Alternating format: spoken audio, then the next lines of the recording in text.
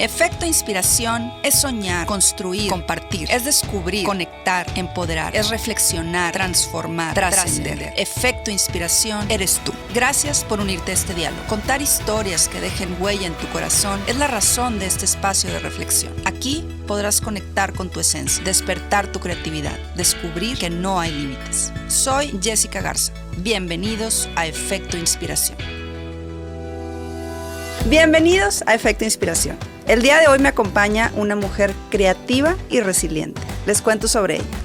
Es suicidóloga, investigadora y artista audiovisual.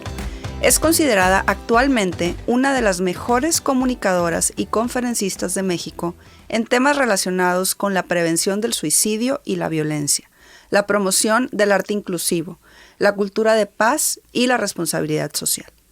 Con 20 años de experiencia en la industria de la comunicación y el arte audiovisual, sus creaciones y conferencias han alcanzado un público de 6 millones de personas en los últimos 4 años.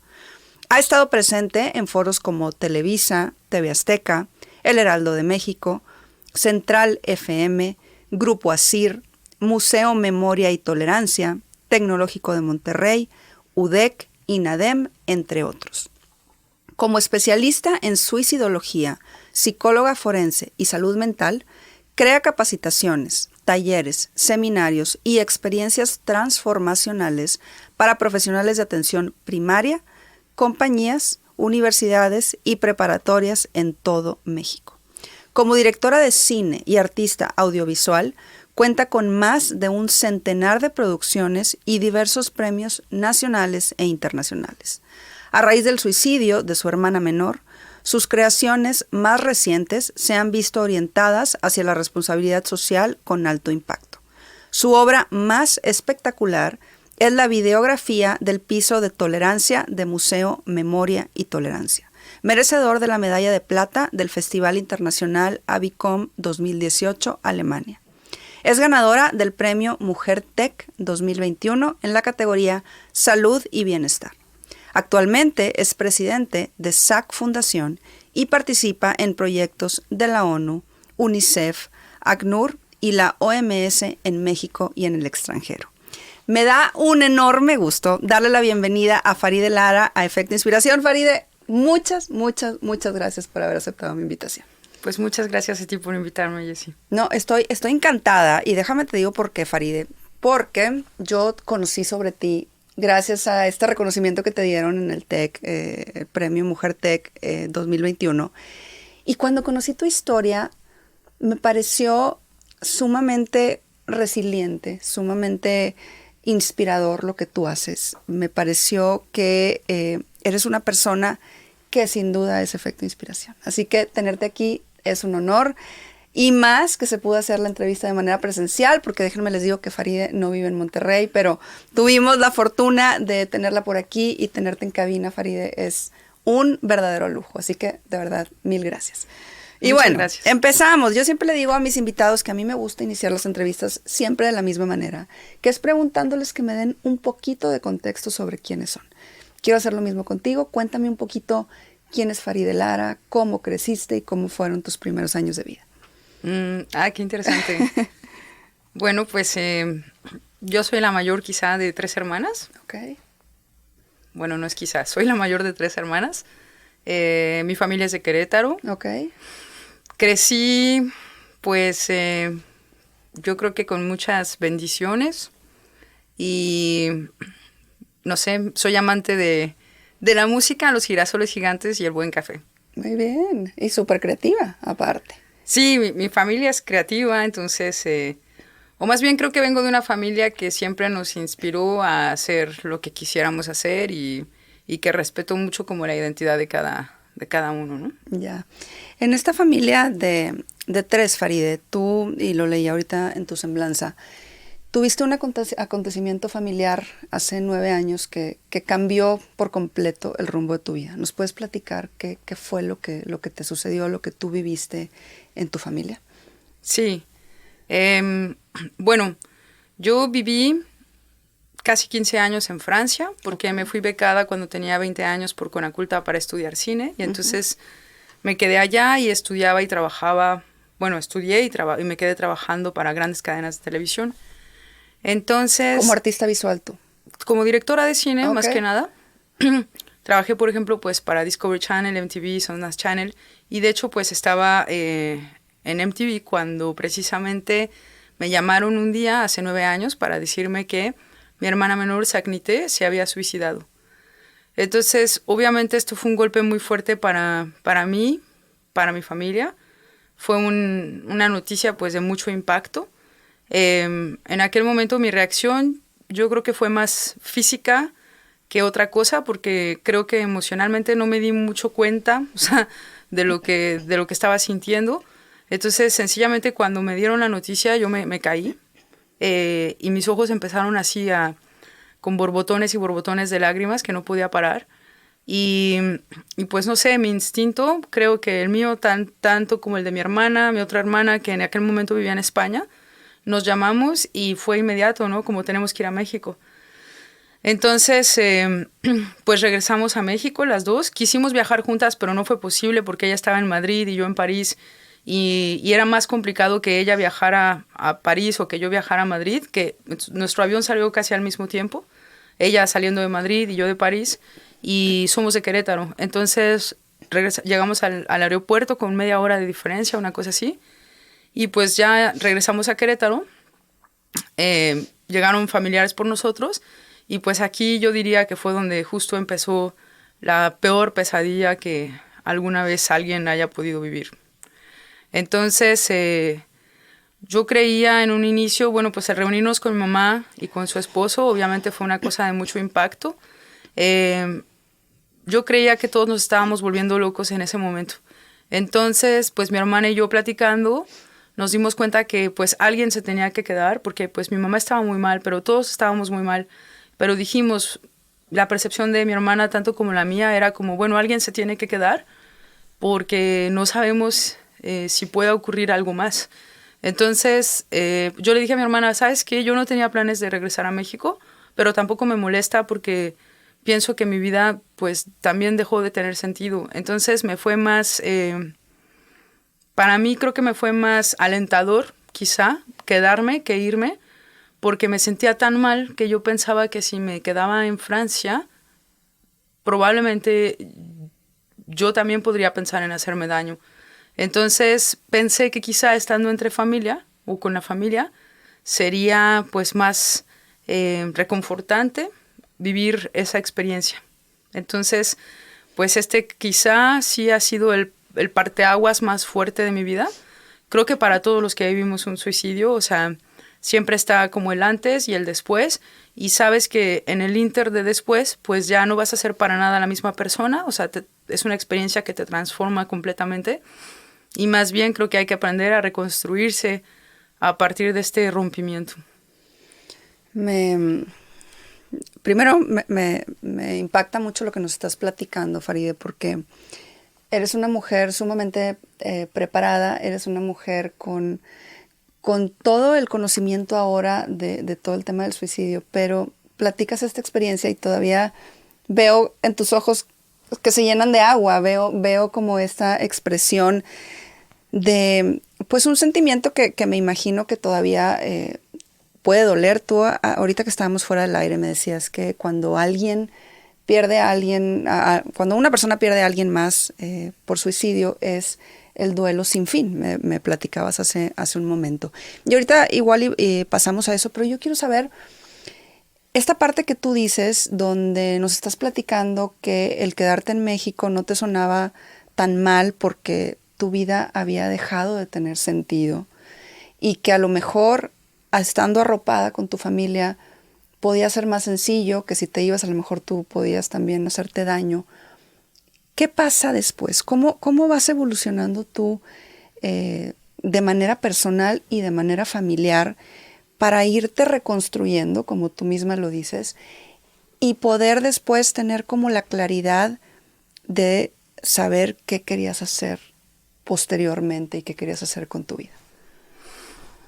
Bueno, lo que pasa es que hoy sé cosas que en aquel momento nadie sabíamos, ¿no? Claro. Por ejemplo, la Asociación Internacional de Prevención de Suicidio nos dice que cuando hay un suicidio, este impacta en promedio a 135 personas. Okay. Más del 50% van a pensar en suicidarse. Y 6 en promedio alrededor lo pueden intentar. Entonces, en realidad es casi raro que un suicidio venga solo. Yo creo que es muy común las ideas suicidas entre los familiares, pues porque te digo, hoy sé cosas que en ese momento no sabía.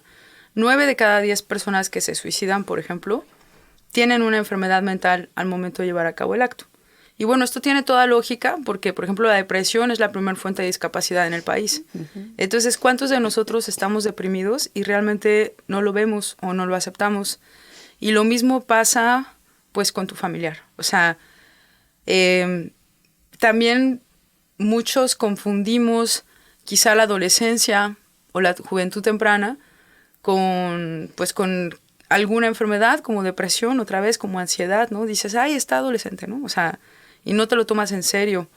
Entonces, pues pasa con los familiares que muchos de nosotros, pues al vernos inmersos en un duelo que es muy difícil, hay que entender que el duelo por suicidio es muy diferente a otro tipo de duelos, muy diferente. Es un duelo muy largo para empezar y es un duelo que se caracteriza por un profundo cuestionamiento, mucha culpa, la pérdida de sentido de la vida. Y entonces, pues cuando pierdes el sentido de la vida, pues ¿qué te queda? O sea, ya no tienes ganas de vivir. Entonces, nada de lo que hagas le va a dar, pues, dirección a tu vida. Entonces, este duelo, para nosotros, en todo caso, fue muy fuerte, porque además, fíjate, en mi familia venimos pues hay muchos médicos, ¿no? Hay médicos. No tenemos este tabú, o no teníamos este tabú de acercarnos a pedir ayuda, y lo hicimos. Uh-huh. Fuimos a psiquiatras, fuimos a psicólogos, a terapias grupales, etcétera. Y no necesariamente los profesionistas de la salud con los que nosotros nos topamos nos pudieron ayudar. Hubo también varios intentos de suicidio alrededor. Por ejemplo, pues amigos de mi hermana, familiares cercanos, que también intentaron, suicidarse. Entonces yo, por ejemplo, en mi caso personal me sentía muy desesperada porque pensaba que esta cadena como que podía seguir y se iba a convertir en una gran catástrofe familiar y que no encontraríamos la manera de salir de allí. Yo pensaba, no, pues si por ejemplo mi mamá se mata, luego yo me mato y luego, todos nos matamos y ¿qué va a pasar después, no? Entonces creo que fueron los primeros años de mucha desesperación, porque aparte, pues, como tu mismo malestar hace que pierdas capacidad en muchas otras cosas. Yo antes me sentía una persona muy creativa y luego de repente durante mi duelo, pues, dejé de crear, porque, por ejemplo, una de las cosas que nosotros los sobrevivientes nos preguntamos mucho es, bueno, ¿qué hice? ¿Qué dije? ¿O qué no dije? ¿Qué hice o qué dejé de hacer? Y a mí me entró esta un poco obsesión en pensar, bueno, es que antes todo mi arte era para divertirme, ¿no? O sea, componía o creaba o hacía cosas que eran de entretenimiento, pero ahora yo sé que lo que yo diga puede tener un impacto fatal en alguien más. Entonces perdí la capacidad de crear y tuve que trabajarme yo muy a profundidad. Yo, por ejemplo, estuve en tratamiento 2 años, 6 horas al día. 6 horas al día. Entonces tenía tratamiento psiquiátrico, psicológico y también terapia grupal precisamente, pero 2 años. O sea, durante 2 años no hice otra cosa sino concentrarme en estar bien. Y lo mismo pasó con mi familia. O sea, cada uno a su manera encontró diferentes formas de salir adelante y sin embargo, pues como todos éramos partícipes del mismo dolor, esto también hacía que de alguna forma fuéramos empáticos con las maneras que encontraba el otro. No todos teníamos, pues, otra vez la misma forma, ¿no? Algunos nos fuimos más por el tratamiento psiquiátrico, psicológico, otros encontraron más consuelo quizá en la parte espiritual, en la parte naturista, uh-huh. En las redes de apoyo, en el deporte, qué sé yo. O sea, al final yo pienso que todos somos como cuerpo, mente y alma, y que todo lo que suma para llegar a construir nuestro bienestar, pues es lo necesario. O sea, no importa de qué forma uno vaya poco a poco encontrando sentido. Y en todo caso, en mi familia fue así como lo hicimos, apoyándonos mutuamente, pero respetando también la manera que cada uno tenía para salir adelante. Y creo que el secreto está en aceptar que un dolor así de grande te transforma y que creo que también te hace darte cuenta que en realidad todos los seres humanos somos parte de una misma, pues, humanidad, y que el bienestar del otro contribuye a tu propio bienestar, y el que tú busques estar bien también contribuye al bienestar de la gente a tu alrededor. Así que es un trabajo individual, pero también en equipo. Qué interesante todo lo que estás diciendo, y me llama particularmente la atención el tema que tocaste de perderle el sentido a la vida cuando vives un duelo de esta manera. Y me llama la atención porque yo ahora te veo como una mujer con un sentido muy claro, con una misión muy clara. No sé si sea así, pero lo que veo en ti es que veo una mujer que ahora lucha, que lucha para que otras familias no vivan lo que ustedes vivieron, una mujer que lucha por la vida, una mujer que busca dar como esa esperanza. ¿Cómo logras, Faride, después de todo este proceso de 2 años que nos platicas, donde nos hablas de este perder el sentido, de volverlo a recuperar, de todas estas situaciones, tanto de familia pero también personales, y cómo se iban apoyando, cómo iban respetando como el camino de cada quien?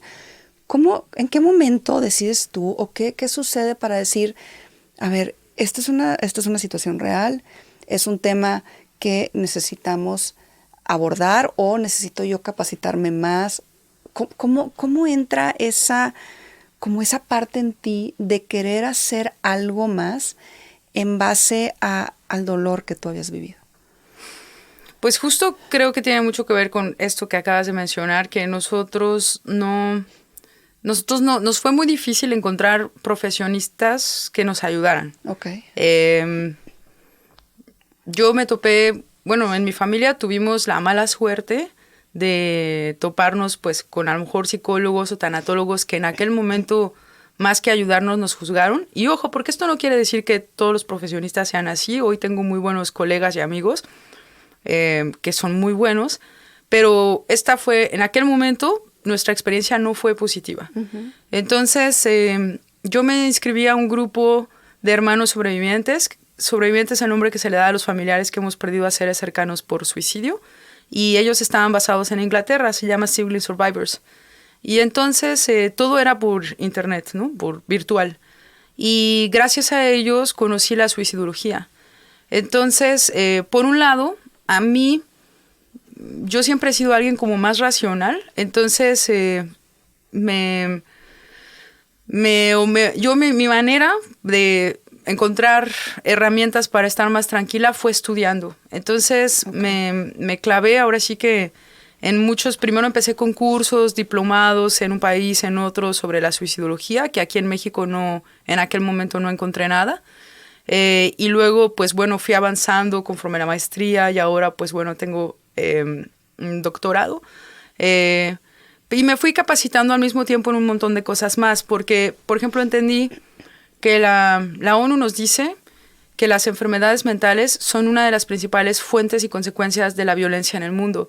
Y pues el suicidio es un acto muy violento, y 9 de cada 10 personas que se suicidan tienen una enfermedad mental al momento de llevar a cabo el acto. Entonces están como muy relacionados. No es el caso de todos, pero sí tiene mucha relación. Entonces esto a mí me llevó a estudiar mucho, que es lo que a la fecha yo soy un poco obsesiva del estudio. Di cómo me dijiste. Soy una nerd. Pero eso fue a mí, más que nada, lo que a mí me dio paz. O sea, entender, pues tener el conocimiento y las herramientas de los factores justamente que se relacionan. Eso fue a mí lo que me dio tranquilidad. Mi familia lo encontró de otras maneras. Okay. Mi mamá, por ejemplo, se volvió alguien muy espiritual. Mi hermana se volvió alguien mucho más práctica, y sin embargo creo que algo que coincidimos todos es que los sobrevivientes, la transformación que ocurre durante nuestro duelo nos lleva a ser personas con mucha esperanza. Si hay un factor que comparten las personas que se suicidan, todas las personas que se suicidan, obviamente los factores que influyen son diferentes, pero si hay uno en común, es justo la desesperanza. Entonces creo que los sobrevivientes, al pasar por nuestro duelo, una cosa que prevalece y se pone mucho en valor es la esperanza. Entonces, la esperanza al final es lo que te lleva a darle sentido a tu vida. Y 7 de cada 10 sobrevivientes cambiamos radicalmente nuestra vida por dedicarnos al servicio de otros.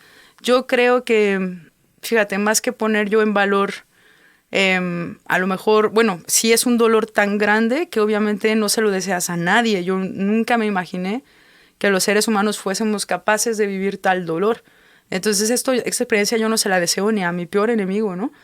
Pero sí algo que a lo mejor pues buscamos o entendemos a través de esta experiencia es que, como te comentaba hace rato, o sea, nuestro bienestar influye en el bienestar del otro y el bienestar del otro influye en tu propio bienestar. Entonces muchas veces creo que buscando estar bien, como no encuentras la manera de estar bien, pues te ocupas de ayudar al otro en algo, lo que sea, y el que el otro esté bien y se ponga contento, eso a ti te pone contento. Entonces, creo que es más que yo comparto la esperanza que yo encuentro en mi vida, pero también el trabajar con personas que pueden estar en una situación de vulnerabilidad o de riesgo y aprender de su propio sufrimiento me da esperanza a mí. Entonces, creo que es un dar y recibir y es lo que hoy, en todo caso, sí le da totalmente sentido a mi vida. Hoy, genuinamente, no me veo haciendo otra cosa, pero tiene mucho que ver con que mi resiliencia, mejor, la construyo a partir de la resiliencia que aprendo de otros. Así es como yo lo veo. Wow. No, y me parece muy sabia esta parte que dices, que cómo está interrelacionado el bienestar personal con el bienestar colectivo, cómo lo que hacemos influye en que el otro esté bien y en que nosotros estemos bien y se vuelve pues ese círculo virtuoso que de alguna manera queremos que suceda en el mundo, en tantas cosas y en tantas situaciones.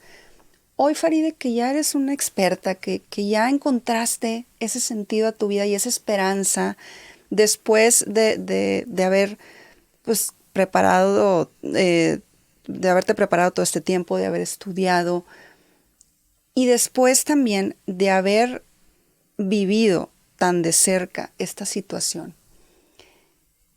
¿Qué puedes tú ver para poder decirle a alguien más si hay algún foco rojo que la gente pudiera estar atenta o que pudiéramos ayudar?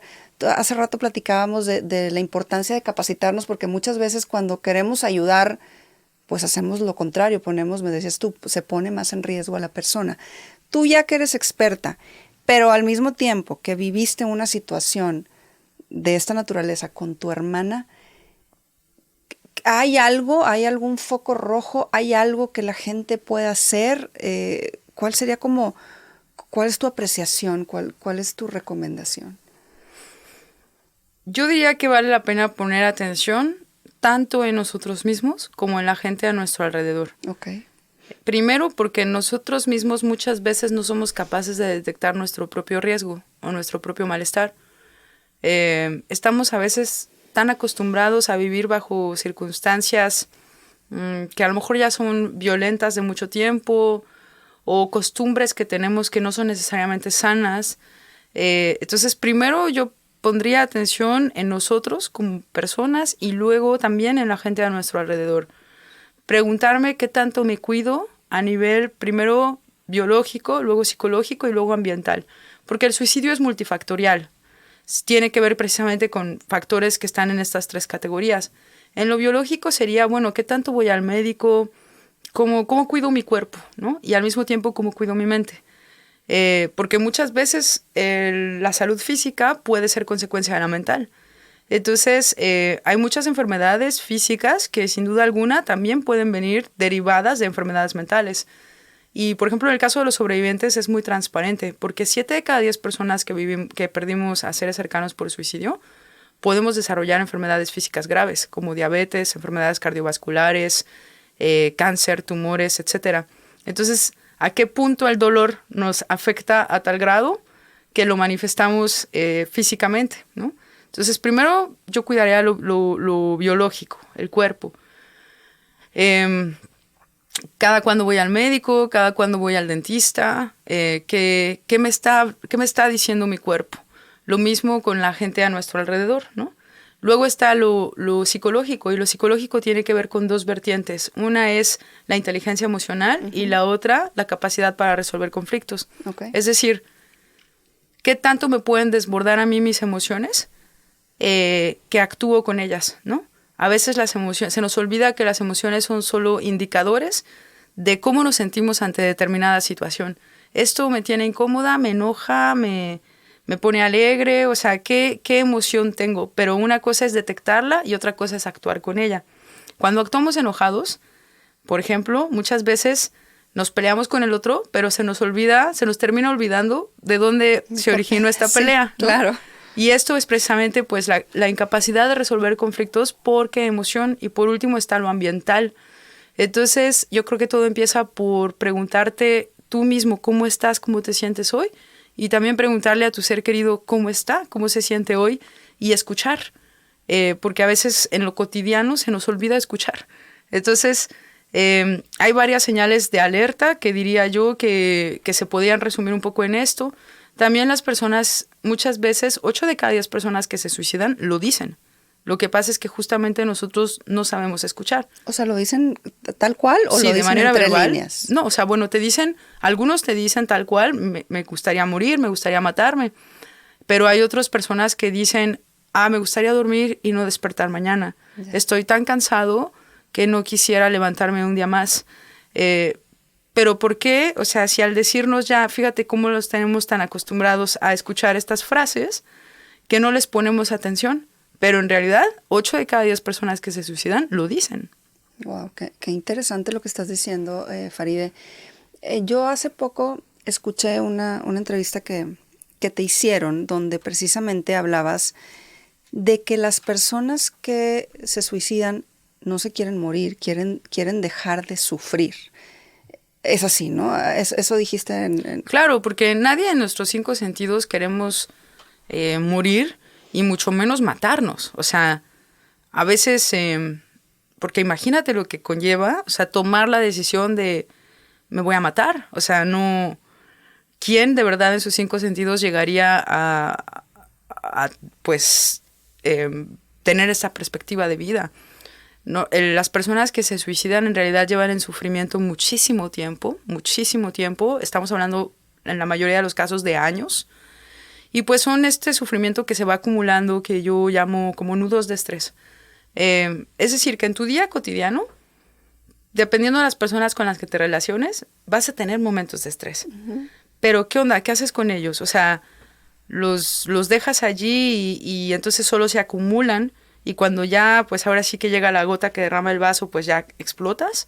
O precisamente, pues ¿qué haces en la noche o qué haces en ese momento para justo lograr que no sea un nudo de estrés que se vaya acumulando en el tiempo? Porque efectivamente, cuando hay un sufrimiento ya que se va juntando, pues llega un punto en donde ya sientes que no puedes más.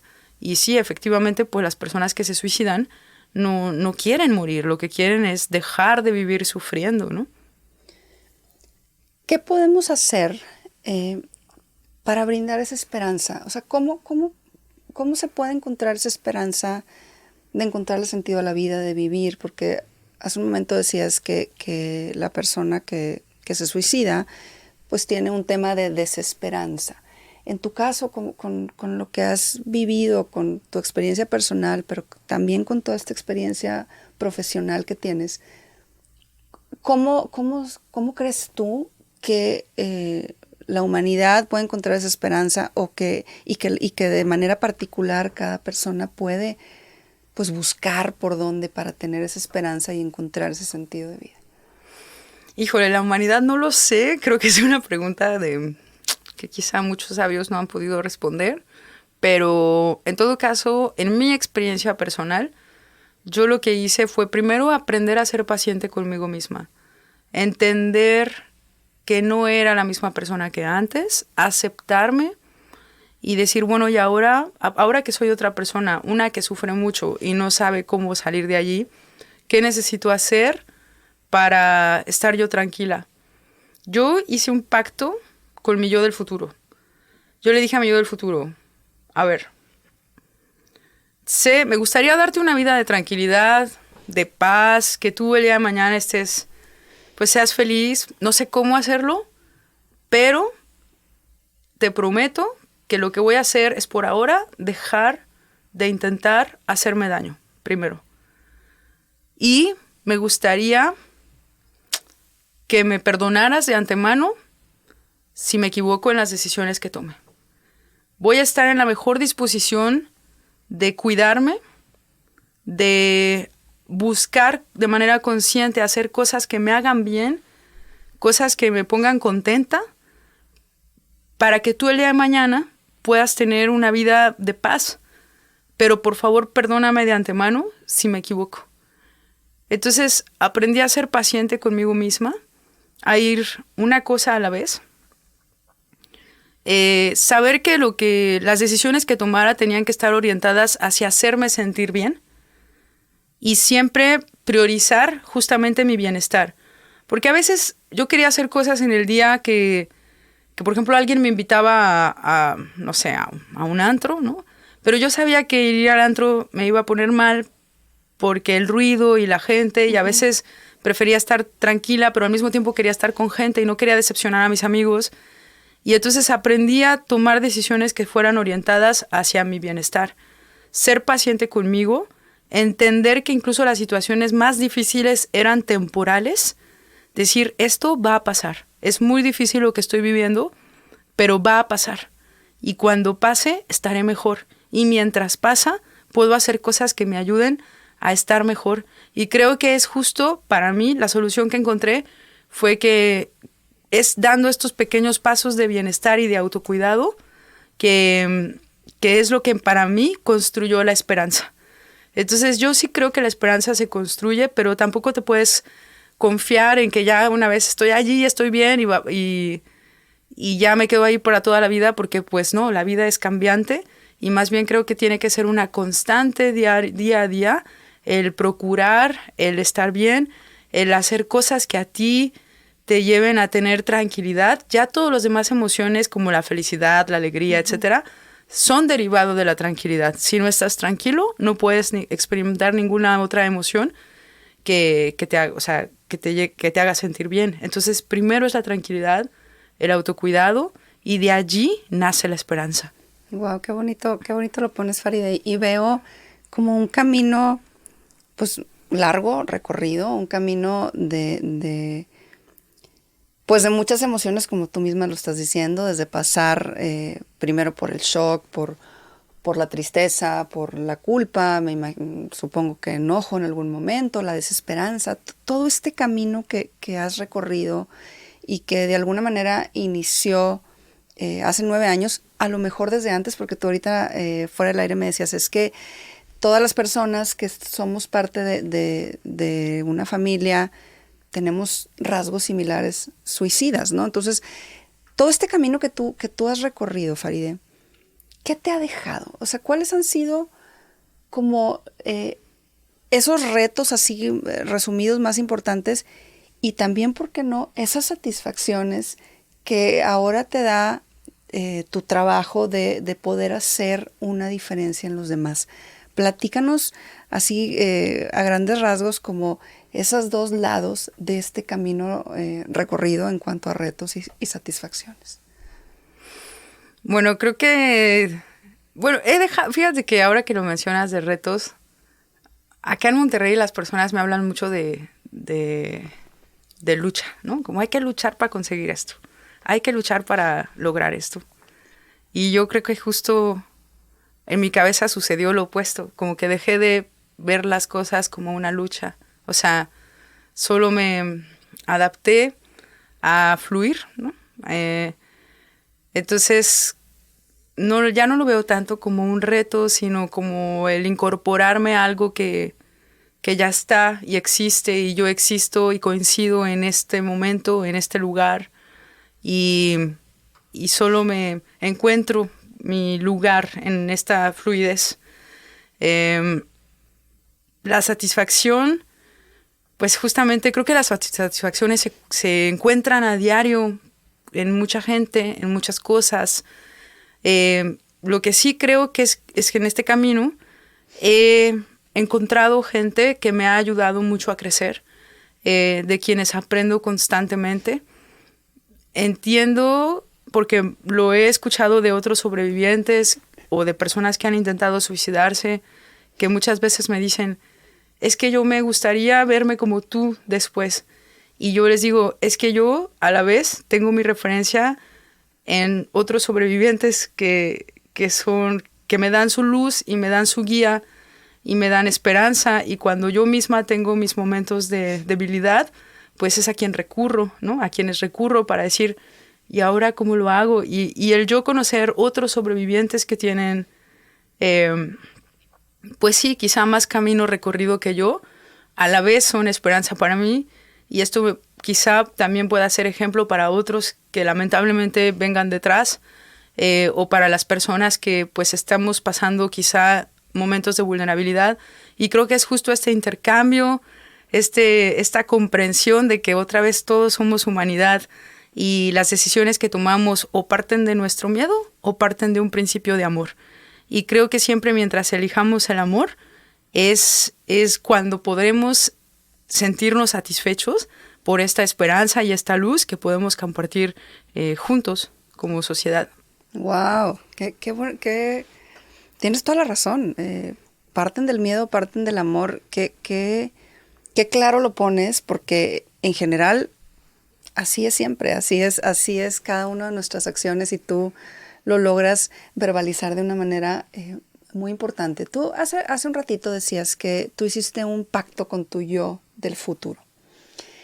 Y ese pacto de tener paciencia, de pedirte perdón, pues de hablar contigo misma para poder fluir como lo haces ahora. ¿Esa conversación la tuviste también con tu hermana? O sea, una vez que tu hermana se va, me imagino que ella deja muchos aprendizajes de su vida y de su muerte. ¿Qué aprendizaje te dejó ella? ¿Qué le dices si la tuvieras hoy aquí? ¿Qué le dices si pudieras tener una conversación con ella o hacer esa conversación que hiciste también con tu yo del futuro? Bueno, es que yo, como estoy un poco loquita, pues hablo con mi hermana casi diario, ¡Ay, ¿no? qué bonito! ¿Y qué le dices? Una vez una amiga me dijo que mi hermana era como una profeta. Y digo, yo no soy religiosa, pero me gustó la idea porque pensé que, primero, pues que lamento mucho, ¿no? Que su vida haya estado tan llena de sufrimiento que la haya llevado a tomar la decisión que tomó.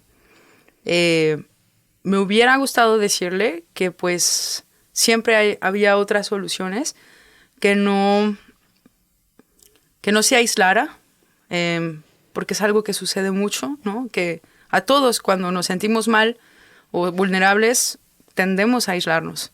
No queremos que otros nos vean así. Pero justo el aislamiento pues es lo que muchas veces conduce a la muerte. Entonces, ojalá ella no hubiera tenido que pasar por esa situación, pero al mismo tiempo, pues el que nosotros nos haya tocado vivir esa experiencia nos hizo descubrir quizá el sentido de nuestras vidas, pero de una manera muy dolorosa que no hubiera tenido por qué ser así. Yo le diría pues esto, que el amor prevalece, que no tiene límites, que va más allá de lo que podemos ver o tocar y que es el amor lo que nos transforma día a día. Es lo que le diría, porque yo al final pues me sigo sintiendo muy cercana de ella y creo que eso nunca va a cambiar. Totalmente, y me encantó que dijiste que hablas con ella todos los días. ¿Ella qué te dice a ti? ¿Qué crees? ¿Tú crees que te está viendo y te está viendo con orgullo? ¿Qué crees tú que tu hermana hoy piensa de Farideh Lara? Pues espero que no, espero que ya haya evolucionado y esté en otro lugar donde esté bien y esté tranquila. Yo quizá creo que más que lo que ella me dice, me enfoco más en los recuerdos positivos que tengo con ella. Genuinamente no lo veo como una cuestión de orgullo o no, más que como aprendizaje, pero no creo y ojalá no tuviéramos que pasar por un sufrimiento tan grande para aprender.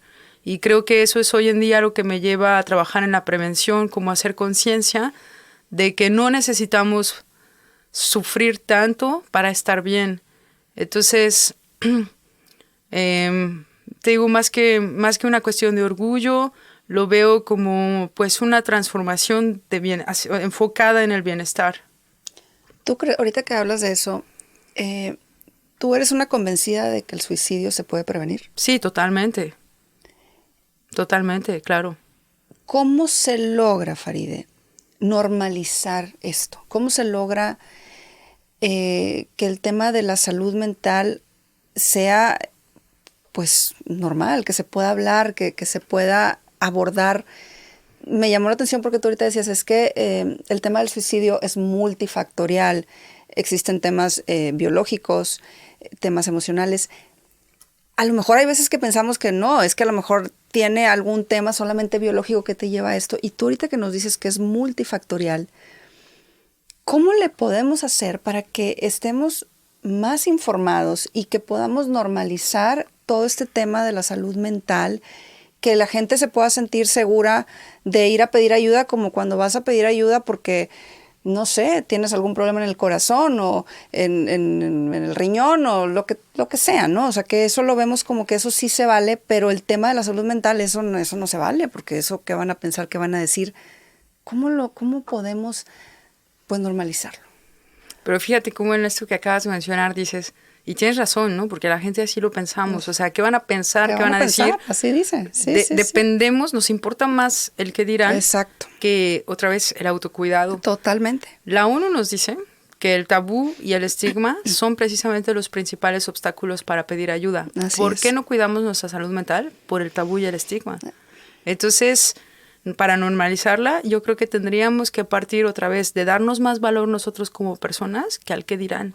O sea, también tiene que ver con trabajar en prevención, tendría que implicarnos a todos, es responsabilidad de todos, o sea, de gobiernos, de personas, de familias. Es bien conocido que, por ejemplo, en México, el núcleo más violento es la familia. Entonces, ¿por qué nuestra familia es aquella que muchas veces más nos rechaza, más nos obstaculiza, en lugar de apoyarnos, ¿no?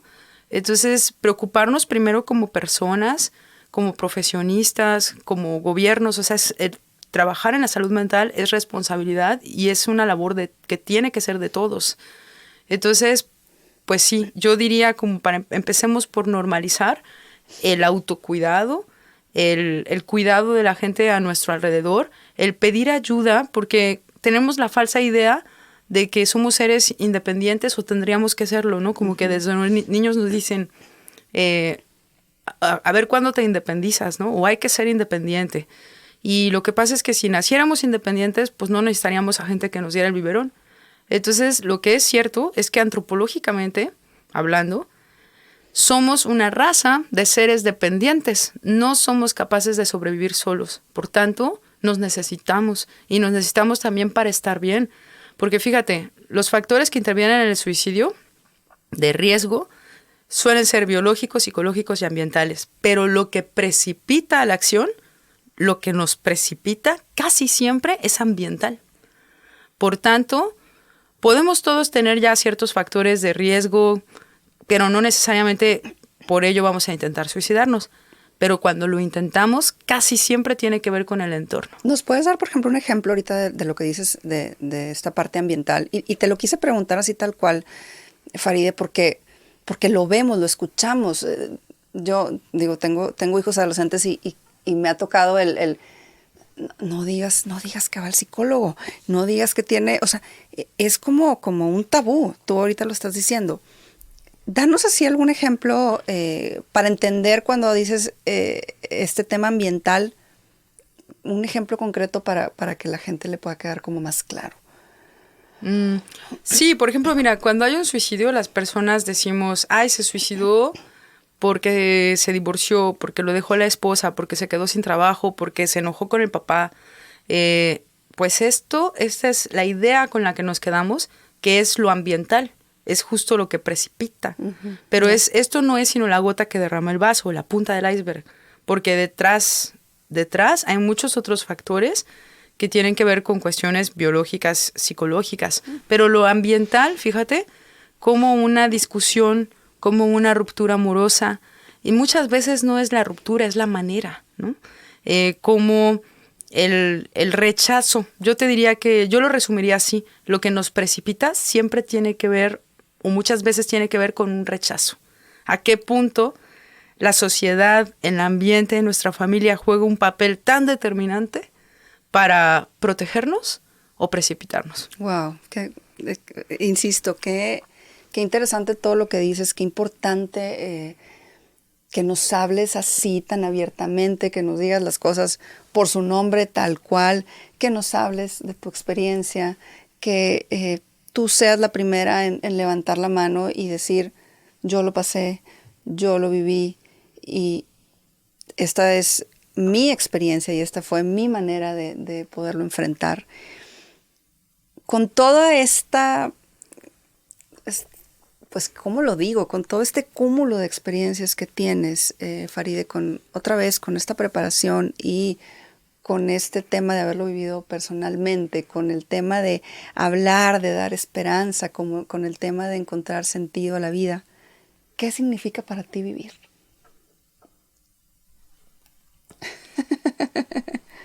Qué difícil pregunta.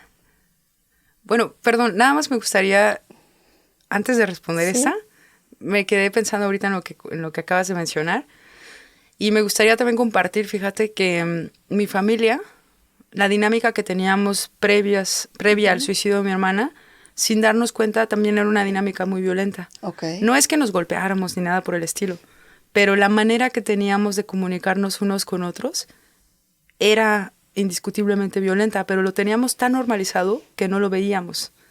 Entonces, esto lo quiero hacer hincapié porque muchas personas creemos que somos, entre comillas, gente bien. O sea, gente que no somos mala, okay. Que nos tratamos, que según nosotros nos apoyamos y tal.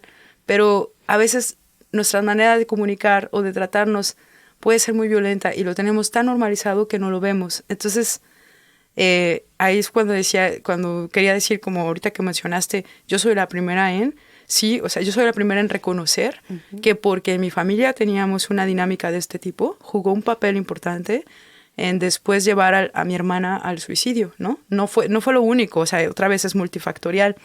Y mi hermana también había sido diagnosticada con depresión y con trastorno límite de personalidad, pero bueno, que nosotros también jugamos un papel, es importante reconocerlo, ¿no? Súper importante, y gracias por decirlo y por ponerlo sobre la mesa, gracias. Y bueno, ahora sí, ¿qué significa para mí vivir? Creo que justo aceptarnos, o sea, aceptar nuestra existencia y la magia de coincidir. Creo que nuestra vida no es solo nuestra, es como individual. Creo que nuestra vida, pues justamente tiene un valor social, ¿no? O sea, hablo de vida, de la existencia de nosotros como humanidad y de quizá el empeño, la capacidad o el amor que nos guía a todos como humanidad. O sea, la vida tiene sentido solo si se ve colectivamente. ¡Wow! ¡Wow! Y con eso me quiero quedar. La vida tiene sentido solo si se ve colectivamente. Y la magia de coincidir. ¡Qué frases tan poderosas, Faride! ¡Qué experiencia el tenerte aquí! ¡Qué experiencia tan hermosa platicar contigo!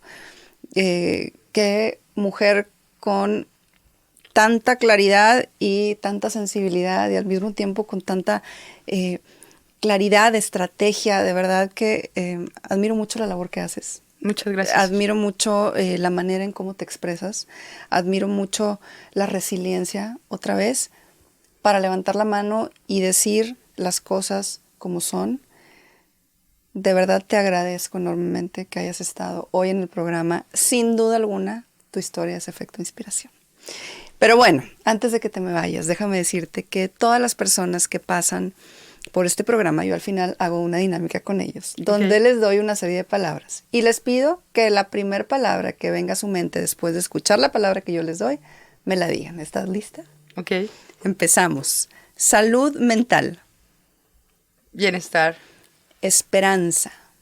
Vida. Arte. Corazón. Familia. Unión. Resiliencia. Fortaleza. Efecto inspiración.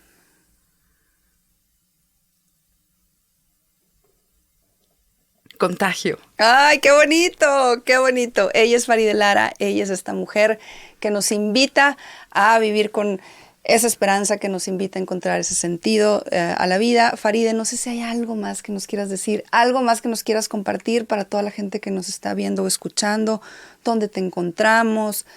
Cuéntanos un poquito. Sí, me gustaría decir para aquellas personas que en algún momento se encuentren en una situación de vulnerabilidad, que no se nos olvide que todo pasa, todo es temporal, siempre hay maneras de salir adelante y pedir ayuda, apoyarnos de las personas que podemos tener a nuestro alrededor, y si no nos sentimos en confianza, siempre hay gente a la que podemos recurrir. Si me lo permites, me gustaría compartir los datos Por supuesto, de la fundación. Nosotros somos SAC Fundación, SAK Fundación, para aquellas personas que así lo necesiten o que busquen ayuda. Esta fundación, no lo dijimos, esta fundación la iniciaste tú después del suicidio, después de toda esta parte del suicidio de tu hermana, ¿es correcto? Sí, bueno, la inicié yo con mi socia Karen Villalpando. Okay. Ajá. Y pues justo nuestra intención era pues ofrecer herramientas para las personas que se sintieran en una situación de vulnerabilidad, tanto como para los sobrevivientes. Nuestra misión es justamente pues trabajar en torno a la atención, prevención, tratamiento y acompañamiento en torno al suicidio y problemáticas asociadas. Y pues apoyamos a gente en todo México, también en Centro Sudamérica, en Estados Unidos y en Europa, y en Asia también tenemos pacientes. Y bueno, para aquellos que se sientan precisamente que no tienen un apoyo alrededor o que requieran pues apoyo psicológico, psiquiátrico o acompañamiento o sencillamente hablar con alguien, yo los invito a contactarnos. Entonces el sitio de internet es www.sakfundacion.org, sacfundacion.org. Nos encuentran en redes sociales, también en Facebook, Instagram, LinkedIn como @sacfundacion. Y el correo electrónico es info@sacfundacion.org, sakfundacion.org. Por curiosidad, ¿qué significa SAC?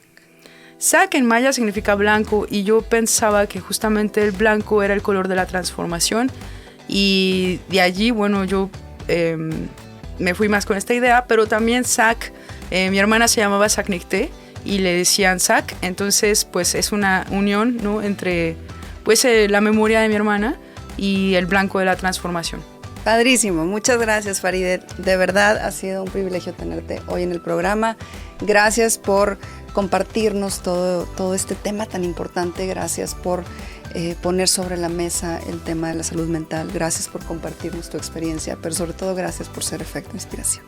Y a todas las personas que estuvieron hoy con nosotros, muchas gracias por habernos acompañado. Esto fue Efecto Inspiración. Te invito a que seas parte de la comunidad Efecto Inspiración. Suscríbete en mi canal de YouTube y sígueme en Instagram y Facebook. Nos vemos por ahí.